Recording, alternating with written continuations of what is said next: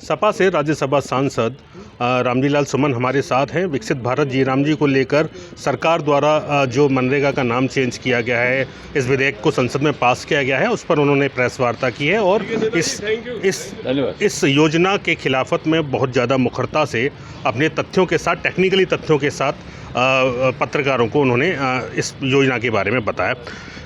सुमन साहब, किस तरीके से देख रहे हैं योजना? क्या महात्मा गांधी का कद कम करने की कोशिश की जा रही है? महात्मा गांधी के कद को तो दुनिया की कोई ताकत कम नहीं कर सकती। महात्मा गांधी अजर अमर हैं और जब तक इस सृष्टि का सूत्र रहेगा, महात्मा गांधी का सूत्र रहेगा। आप जानते हैं ये महात्मा गांधी के कातिल हैं, ये गांधी विचार के खिलाफ है और मुझे लगता है साजिशन इन लोगों ने जानबूझ कर के महात्मा गांधी के नाम को इस योजना से हटाने का काम किया है। मुझे आशंका है कि योजना क्रियान्वित हो पाएगी कि नहीं हो पाएगी।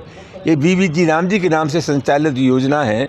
इसमें पहले मनरेगा में होता था कि 90% आर्थिक भार भारत सरकार ग्रहण करती थी, वहन करती थी और 10% हिस्सा देना पड़ता था राज्य सरकार को। नए कानून के मुताबिक अब 60% हिस्सा देगी भारत सरकार, केंद्र सरकार, और 40% हिस्सा देना होगा राज्य सरकारों को। राज्य सरकारों की वित्तीय स्थिति पहले से ख़राब है।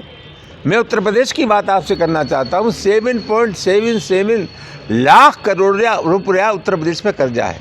ज़रा मेहरबानी करके हमें बताएं कि पहले ही आर्थिक बोझ के तले ये सरकारें दबी हुई हैं, ये कैसे संभव है कि इतना बड़ा खर्चा राज्य सरकारें वहन कर सकेगी? नंबर 1। नंबर 2, सबसे बड़ा सवाल है कि जब मनरेगा में 100 दिन काम देने का वादा था तो सरकार ने संसद में खुद स्वीकार किया है कि मनरेगा के श्रमिकों को अब तक 50 दिन ही काम मिल पाया है, तो ये 120 दिन काम कैसे दे देंगे? और तीसरी जो सबसे बड़ी विसंगति है, विभिन्न राज्यों में जो मनरेगा की मजदूरी है आज की स्थिति में बिल्कुल व्यावहारिक नहीं है। उत्तर प्रदेश में मनरेगा के श्रमिकों का इस समय का वेतन 252 रुपया है। ग्रामीण अंचल में आज की तारीख में कोई मजदूर 500 रुपये से कम पर काम करने को तैयार नहीं है, तो आखिर वो मनरेगा में काम क्यों करेगा? जहाँ तक ग्रामीण अंचल की स्वायत्तता का सवाल है, पंचायतों की स्वायत्तता का सवाल है, उस पर हमला है। पंचायतों को जो निर्णय करना होता था मनरेगा के काम के सवाल पर, अब निर्णय सरकार द्वारा नामित एक संस्था करेगी। तो कुल मिलाकर के इनका निर्णय अव्यावहारिक है और मैं आश्वस्त हूँ कि योजना शुरू होने से पहले दम तोड़ देगी। भाजपा के तमाम उप मुख्यमंत्री हैं और तमाम जो बड़े नेता हैं वो इस योजना का लाभ बता रहे हैं, लेगा कैसे देख? ऐसा उनकी मजबूरी है इस योजना के बारे में ये बताना कि लाभ होगा। मेहरबानी करके तथ्य प्रस्तुत करें।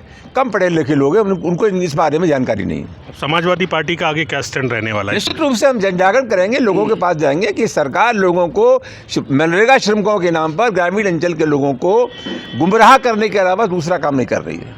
तो ये राज्यसभा सांसद रामजीलाल सुमन थे। उनका साफ तौर पर कहना है कि विकसित भारत जी राम जी योजना जो श्रमिक हैं उनके साथ एक धोखा है और उनको गुमराह करने का प्रयास सरकार द्वारा किया जा रहा है।